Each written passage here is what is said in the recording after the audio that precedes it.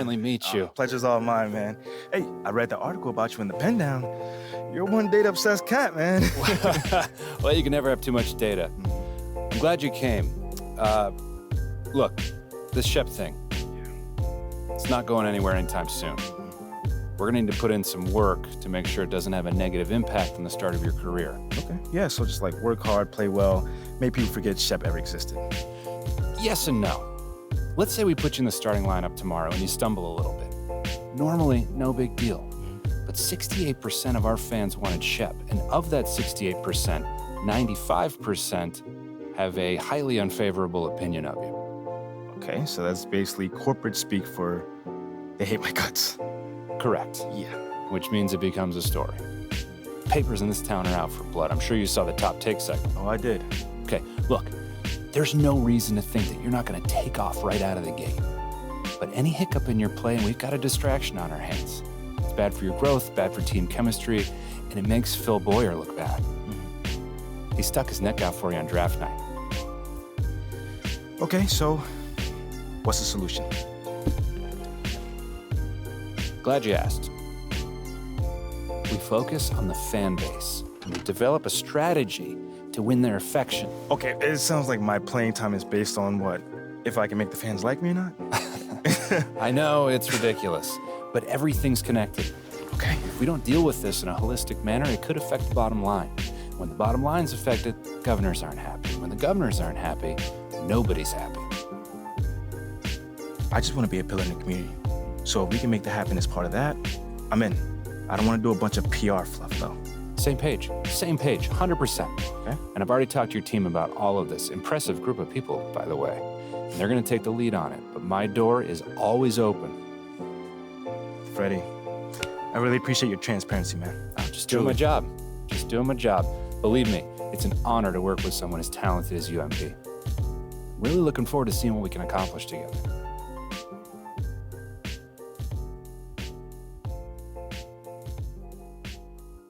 You're here nice and early. Love to see it. Just doing my job, Coach. Humble and hardworking. Both qualities we like to see in a draft pick. But you already knew that. Let me show you the locker room. Let's do it. So obviously you've seen one of these before. Nothing too unusual. Your locker's over there. The one with my name on it, right? Quick study.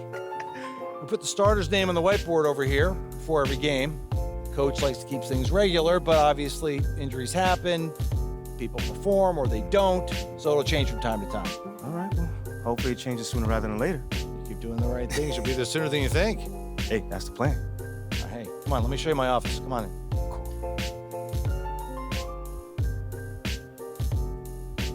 Now, I know you're anxious to find out how you're going to fit into the rotation. Coach, man, I'd be lying if I said I wasn't hyped, man. You got no idea. Like I said, we wanted to see how you performed under pressure, so we put a lot of weight in your performance in the Summer League Championship. Yeah, you were very clear about that. Communication is super important in this organization, so I am glad to hear you say that. And I'm also glad to let you know that you'll be our sixth man to start the season. Sixth man. Okay, can't be mad at that. I thought you'd be a little higher in the joy scale than can't be mad at that. Joy scale. Coach, you a life coach on the side? Getting a little pocket money there? Yeah, I joke when I'm upset too. I'm not upset. It's just I haven't come off the bench since my freshman year of college. And before that, never really. I get that. But sixth man at this level is a big responsibility. People have long careers in that role, and you haven't even played a game yet. I feel you, man. It's just I have high expectations for myself, and I'm not exactly at a 10 on the joy scale just yet. I get it, 100%. Honestly, I'd be concerned if you didn't feel that way. You want to make it here, you gotta have a hunger to be the best. I mean, if you're not competing to be the best here, what are we doing? Exactly. What are we doing? Exactly. So, yeah, that's pretty much it. If you want to get dressed, you know where your locker is, and once you're ready to head to the court, it's the tunnel across from the locker room. Any questions? Coach, I'm ready. Let's get it. See you out there. Let's meet the visiting team, Chicago Bulls. At power forward, Patrick Williams. At center, Nikola Vucevic.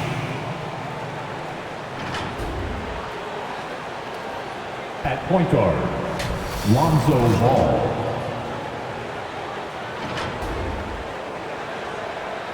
At the other guard position, Zach LaVine. At the other forward position, DeMar DeRozan. The head coach of the visiting team is Billy Donovan.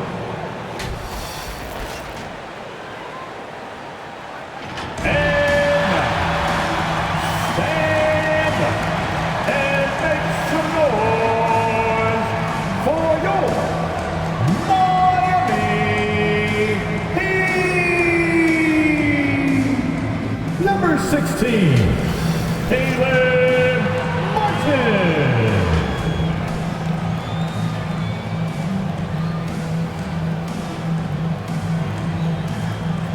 Number 7, Kyle Lowry.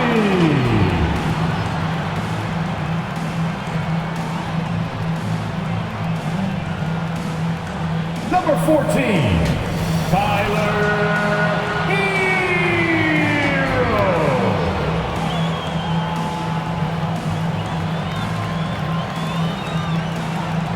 Number 13, Bam Adebayo.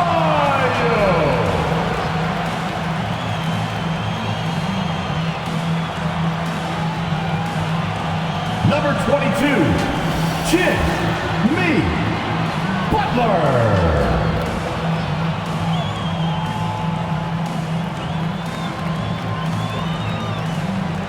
The head coach of the Miami Heat is Eric Spoelstra.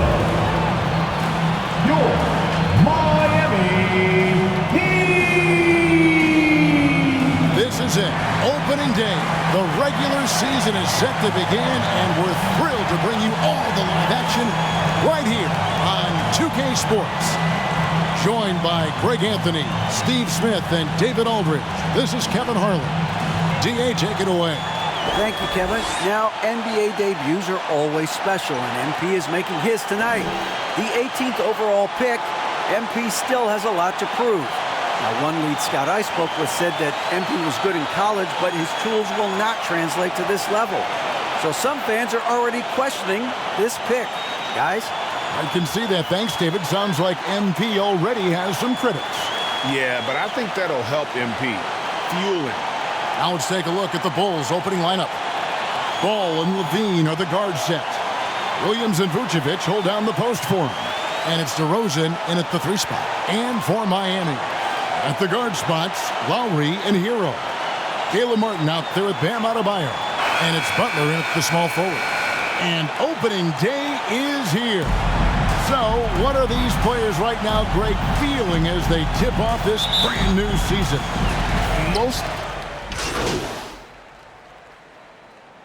Substitution changes here for the Heat. Dwayne Dedmon's checked in for Adebayo. Yurtsevin comes in for to the paint. And Jones gets it to go in on the assist by Jordan. Good D by Jones. To the middle. And Jordan gets it to go. And the Bulls lead by 8. I mean, the number of points they've scored. And Struz is subbed in for Tyler Hero. The Bulls also changing it up. Drummond comes in for Vucevic. Pops it up for Jordan. I think whole spell, but the struggles continue. You know, to me, this is when you want to focus on creating for others. Give someone else a chance. It's called a teammate. All the officials are all over that one. We're still waiting for that first. Caruso checked in for Chicago. Josumu comes in for Lonzo Ball. And slam dunk by Jordan. Alex Caruso, he needed a spark, and boy, did they get one with that incredible attack at the rim. Playing at his tempo, his pace, he's from the stripe. He does a great job night in and night out. High post try. And DeRozan throws it down. You have the game presented by State Farm. And I'm glad this was the pick because I love this pass. Such a great dish. That's what I call court. It will go, and the Bulls lead is cut to just 11 on the basket from Jimmy Butler. side, Ball. Pops it up for Jordan, and the dunk by Jordan. Nice speed from Lonzo Ball to the wide open man. He has a good eye for the... Pops it up for Jordan. Oh, a nice defensive play to disrupt the alley-oop. Lowry passes to Adebayo. No good on that one. And Chicago will go the other way with the ball. The biggest lead of the game, 15 points. At the conclusion of this game, they're off to Washington. They'll face the Wizards. That'll be the Do is just work that clock, don't turn it over, and this game is a wreck. What a passer this guy is. I love how fast Ball is at noticing in a way that very few players playing today can do. Ball against Lowry. Pass to Jordan. Well-timed pass, and he goes straight to... Showed how tough-minded they are as a team. That concludes the first game of the NBA season. Alongside Brent Barry, Grant Hill, and Allie LaForce, this is Brian Anderson with our entire 2K crew thanking you for watching. So long, everybody.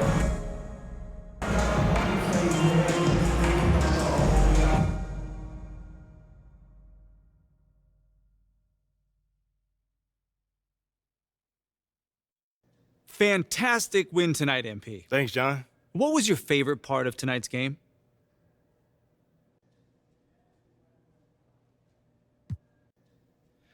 Just picking up that W, man. I could have easily scored 100 tonight. Let's be real. But if we would have gotten that loss, that wouldn't have mattered. Okay, I hear what you're saying, but I think you'd still be pretty happy with 100, no? Yeah, I mean, I guess you got me there. But you know what I mean, John. Stop playing with me. You know what I mean. You know, man, I played this game to win.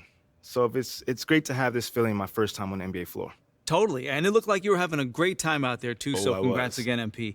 I know you were looking forward to this all off season. There were a lot of media outlets in the preseason that made a big deal about the fan base's so-called negative reaction to you on draft day. But I did see quite a few people in the stands supporting you. Could you speak a little bit about that?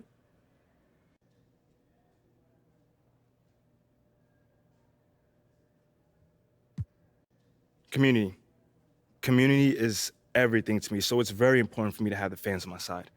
You know, with that being said, it's only up to me to give them reason to cheer, to smile, to have something to look forward to, you know, and with the season only just starting, you know, I'm not surprised if they're not fully on board yet. Okay, but is it fair to you to have to prove yourself like that? Is there any part of you that wishes you were perhaps given the benefit of the doubt? I mean, is it fair? I don't know. John, life ain't fair. You know, my parents used to always tell me that when I felt bad for myself. Wise words. Truly. You know, but as far as, you know, getting the benefit of the doubt goes, I'm more comfortable being in a position where I got to prove myself. Always have, always will. You know, that's just a natural part of sports. You know, first you got to prove yourself to your teammates that you can be trusted to deliver. Then, if you do that and get results, the fans will follow. So I'm not really worried about it. Cool as a cucumber. I'm sure the fans will love that quote, MP. Yeah, man. Hey, thanks for your time. Anytime, brother.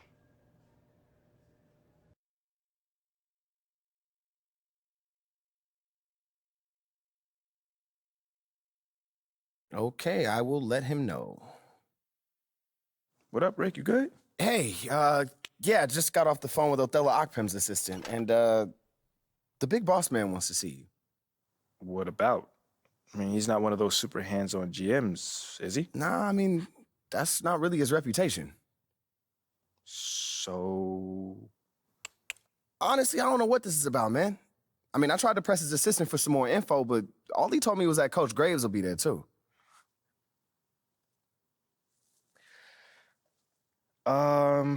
Okay. Something about this feels off. Yeah. Yeah. I agree. You got any advice? Go in there with an open mind, see what they want to talk about, and come back here and we'll talk about it. All right. Bet. So what you say to MP? Come on in, take a seat. What's up, MP? Coach Graves, Mr. Akpem. What'd I tell you about that? Othello, please. All right, man, my bad. You got it. So, about Shep. Oh, boy, you too. Now just listen. We knew the PR hit we'd take for picking you over him. But that's all just outside noise. Inside these walls, all we care about is ball. All right, well, I'm willing to put in the work. On and off the court. So whatever it takes. I actually spoke to Freddie Novak. You talked to Freddie. Did I do something wrong by talking to Freddie? Freddie's a nice guy. I like him. But all this stuff about controlling your own narrative, you're a ball player, not a politician. We put together a very specific game plan for you. You hit these goals, you're in the starting lineup. Simple as that. Okay, Freddie made it seem like I had to do a bunch of PR stuff just to get my shot with the Stars. That's flat out wrong.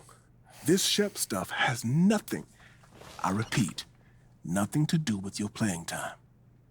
I want you to focus on your craft, not this PR stuff. Am I clear? Crystal clear. Good. I don't need to keep you. But if you ever want to talk, or if Freddie gives you a hard time, whatever, my door is always open. All right. Thank you, Mr. Ockpen. Othello. Don't mention it. Thank me by putting in the work. All right. See you, Coach. See ya. Sounds good, Jerry. Yeah, I'll link up with you later, man. All right, have a great one. Yo, you want me to come back? No, you good. You sure? Yeah, I just wanted to talk with you about your meeting with Othello. To be honest with you, man, I'm a little confused. Yeah, I thought you might say that. Yeah. So you know something? Man, I'm all over it. So what's your take on it then, man? And one ear, I got Freddie tell me one thing, and the other I have Othello basically forbidding me to talking to Freddie. Oh, he forbid you? Well, not exactly, but he's not happy that I'm talking to him. I mean, the thing is, winning over the fans, I'm all for. It is my thing. It's a great idea. It's well-researched. But Rick, man, if it's me stepping on people's toes, I'm not for it. Look, I don't want to make the coaching staff angry. That's not gonna happen, all right? So what's the plan, man? Well, first of all, relax. All right, everything's fine, man. It's just a little palace intrigue, that's all. Palace intrigue? All right, sure. Look, your president of basketball ops, Phil Boyer, he's feeling the heat right now. He underestimated the PR hit that he would take by drafting you while Shep is still on the board. And optics, for better or worse, are very important for a man in his position. Yeah, I mean, he's got a career to consider, so I get it. Okay, so if you take this whole thing seriously, it'll do a great deal of getting you ahead. Okay. Well, like I said, I'm down for whatever. Just say the word. All right, that's good. But meanwhile, you still got Othello Ockpim thinking that Freddie's some existential threat. A threat? Yeah. Yo, bro, what is he, like, angling for his job? Dude is in marketing, man. I don't know. Stranger things have happened, man. Wow. I don't know. Dude seemed pretty straightforward to me. I mean, that was my read, too, but, that don't mean Othello's not worried.